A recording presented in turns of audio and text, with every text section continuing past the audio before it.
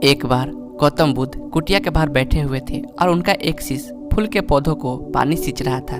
तभी अचानक उनकी नज़र गौतम बुद्ध पर पड़ी।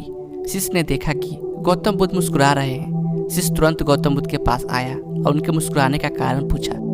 शिष्य, बस मैं मानव परीक्षण करने की सोच रहा था, चलो आज मानव परीक्षण करते हैं। उसके बाद गौतम बुद्ध अपने शिष्य के साथ दोनों ही किसी गांव में गए। उन्हें वहां एक वेश्या स्त्री मिली और गौतम बुद्ध से प्रश्न करने लगे कि आप किसी राजकुमार और राजा की तरह दिखते हैं, फिर आपने संन्यास धारण क्यों किया हुआ है? गौतम बुद्ध ने उस वेश्या स्त्री को उत्तर दिया कि मैंने 3 प्रश्न के उत्तर जानने के लिए संन्यास धारण किया है। वेश्या स्त्री ने कहा कि ऐसा कौन 3 प्रश्न हैं जिसके कारण आपने संन्यास धारण किया है?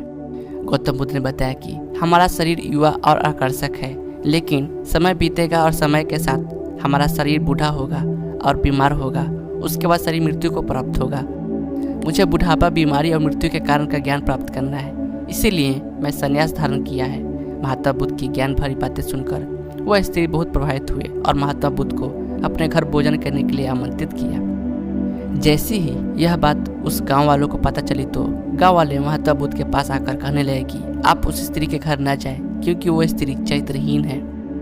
महात्मा बुद्ध ने गांव के सरपंच को बुलाकर पूछा कि क्या यह सच है कि वह स्त्री चरित्रहीन है? सरपंच ने बुद्ध को बताया कि महात्मा, इस गांव वालों की बात सत्य है, वह स्त्री चरित्रहीन है।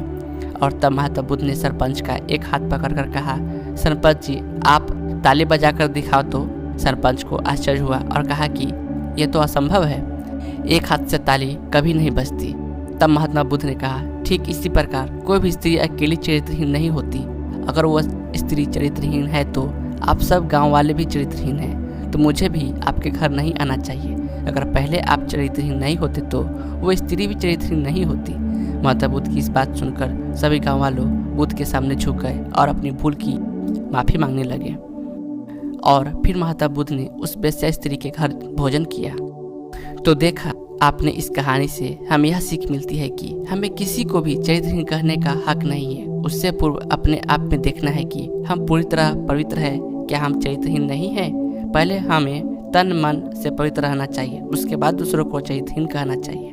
दोस्तों, अगर आपको यह कहानी पसंद आई हो तो हमें कमेंट करके जरूर बताएं। अगर आप ऐसी ही प्रेरणादायक स्टोरी सुनना पसंद करते हैं तो हमारे साथ बने रहें और हमारे इस चैनल को जरूर सब्सक्राइब करें।